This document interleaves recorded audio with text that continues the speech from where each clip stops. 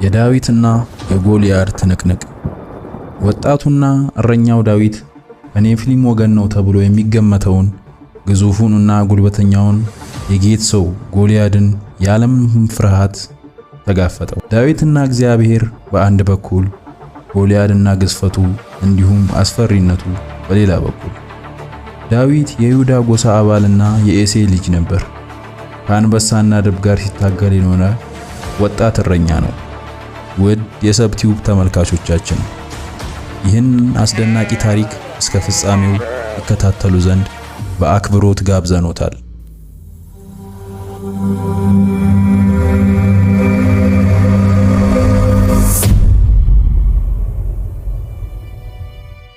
ፍልስጤማውያን ሰራዊታቸውን ለጦርነት አሰባስበው በይሁዳ ምድር በሰኮት ላይ አከማቹ። እነርሱም በሰኮትና በአዜቃ መካከል ባለው በኤሴፌዲምም ሰፈሩ። ሳኦልና እስራኤላውያን ተሰባስበው በኤላ ሸለቆ ሰፈሩ። ፍልስጤማውያንም ለመቅጠም ቦታቸውን ያዙ። ሸለቆ በመካከላቸው ሆኖ ፍልስጤማውያን አንዱን ኮረብታ፣ እስራኤላውያን ደግሞ ሌላውን ኮረብታ ያዙ።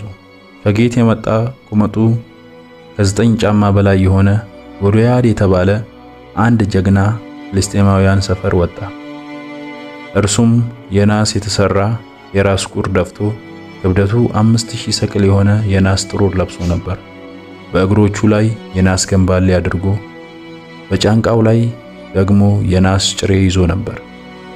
የጦሩም ዘንግ እንደ ሸማኔ መጠቅለያ የወፈረ፣ የጦሩም ብረት 600 ሰቅል ያህል የሚመዝን ነበር። ጋሻ ጃግሬውም ከፊት ከፊቱ ይሄድ ነበር። ጎልያድ ቆሞ ለተሰለፈው የእስራኤል ሰራዊት እንዲህ ሲል ጮኸ፣ ተናገረ። ለውጊያ ተሰልፋችሁ መውጣታችሁ ስለምንድን ነው? እኔ ፍልስጤማዊ፣ እናንተ የሳኦል አገልጋዮች አይደላችሁምን? አንድ ሰው ምረጡና ወደ እኔ ላኩት፣ ይውረድ። ከእኔ ጋር ሊዋጋና ሊገርነኝ ከቻለ እኛ ባሪያዎቻችሁ እንሆናለን። እኔ ባሸነፈውና በገድለው ግን እናንተ ባሪያዎቻችን ትሆናላችሁ። ከዛም ፍልስጤማዊው ዛሬ የእስራኤልን ሰራዊት እገዳደራለሁ፣ እንዋጋ ዘንድ ሰው ስጡኝ አለ። ሳኦልና እስራኤላውያን ሁሉ የፍልስጤማዊው ቃል በሰሙ ጊዜ እጅግ ፈሩ፣ ደነገጡ። ዳዊት በይሁዳ የቤተልሔሙ ሰው የኤፍራታዊው የኤሴይ ልጅ ነበር። ኤሴይ 8 ወንዶች ልጆች ነበሩት። በሳኦልም ዘመን ያረጀና ዕድሜው የገፋ ሰው ነበር። 3ቱ የኤሴይ ታላላቅ ልጆች ሳኦልን ተከትለው ወደ ጦርነት ሄደው ነበር። እነርሱም ታላቁ ኤልያብ፣ ሁለተኛው አሚናዳብ፣ ሶስተኛውም ሳማ ይባላሉ። ዳዊት የሁሉም ታናሽ ነበር። 3ቱ ታላላቅ ወንድሞቹ ሳኦልን ተከትለው ሄዱ።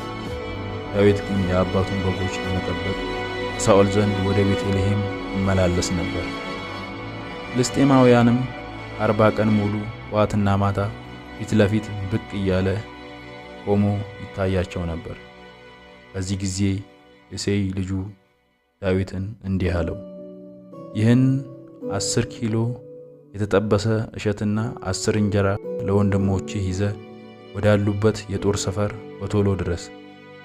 ይህንም 10 የአይብ ጥፍጥፍ ለክፍል አዛዣቸው አብረ ውሰድ። ወንድሞችህም እንዴት እንደሆኑ አይተህ ደህንነታቸውን የሚያረጋግጥ ምልክት ከእነርሱ ዘንድ አምጣልኝ። እነርሱ ከሳኦልና ከእስራኤል ሰዎች ሁሉ ጋር ሆነው በኤላ ሸለቆ ከፍልስጤማውያን ጋር እየተዋጉ ናቸው። ዳዊት በማለዳ በጎቹን ለጠባቂ ትቶ ኤሴይ እንዳዘዘው ዕቃውን ይዞ ጉዞ ጀመረ። ልክ ሰራዊቱ እየፎከረ ለውጊያ ቦታውን ለመያዝ በሚወጣበት ጊዜ ከጦሩ ሰፈር ደረሰ። እስራኤልና ፍልስጤማውያን ቦታቸውን ይዘው ፊት ለፊት ተፋጠው ይጠባበቁ ነበር። ዳዊት ዕቃውን ከስንቅ ጠባቂው ዘንድ አስቀምጦ ወደ ጦሩ ግንባር ሮጠ። ወንድሞቹንም አግኝቶ ደህንነታቸውን ጠየቀ። ከእነርሱም ጋር በሚነጋገርበት ጊዜ ከጌት የመጣው ፍልስጤማዊ ጀግና ጎልያድ በሰልፉ መካከል ወጥቶ እንደለመደው ሲደነፋ ዳዊት ሰማ።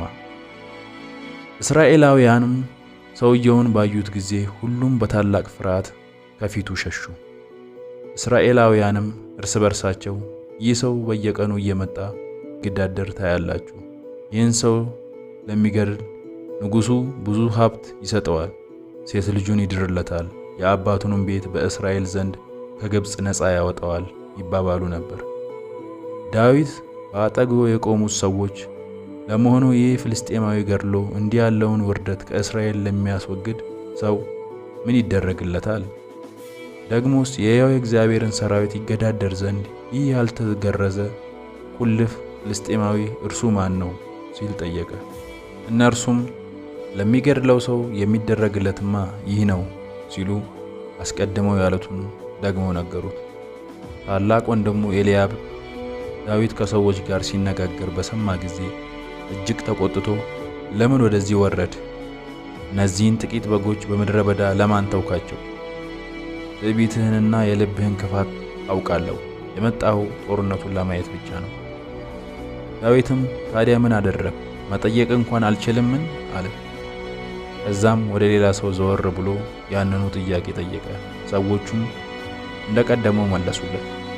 ዳዊት የተናገረው ነገር ወደ ሳኦል ጆሮ ደረሰ። ሳኦልም ልኮ አስጠራው። ዳዊትም ሳኦልን ከዚህ ፍልስጤማዊ የተነሳ የማንም ሰው ልብ አይሸበር፣ ባሪያህ ሄዶ ይዋጋዋል አለው። ሳኦልም መልሶ አንተ ገና አንድ ፍሬ ልጅ ነህ፣ ሰውየው ግን ከልጅነቱ ጀምሮ ውጊያ የተለማመደ ስለሆነ ወጥተህ ይህን ፍልስጤማዊ ልትገጥመው አትችልም አለው። ዳዊት ግን ሳኦልን እንዲህ አለው፣ አገልጋይህ የአባቱን በጎች በሚጠብቅበት ጊዜ አንበሳ ወይም ድብ መጥቶ ከመንጋው አንድ በግ ነቅቶ ሲሄድ ተከትሎ በመሄድ እመታውና ከአፉ አስጥል ነበር። ፊቱን ወደ እኔ በሚያዞርበት ጊዜ ጉሮሮውን ይዤ በመምታት እገድለው ነበር። ባሪያህ አንበሳውንም ድቡንም ገድሏል። ይህም ያልተገረዘ ቁልፍ ፍልስጤማዊ የሕያው እግዚአብሔርን ሰራዊት ተገዳድሯልና በመጨረሻው ከእነርሱ እንደ አንዱ ይሆናል።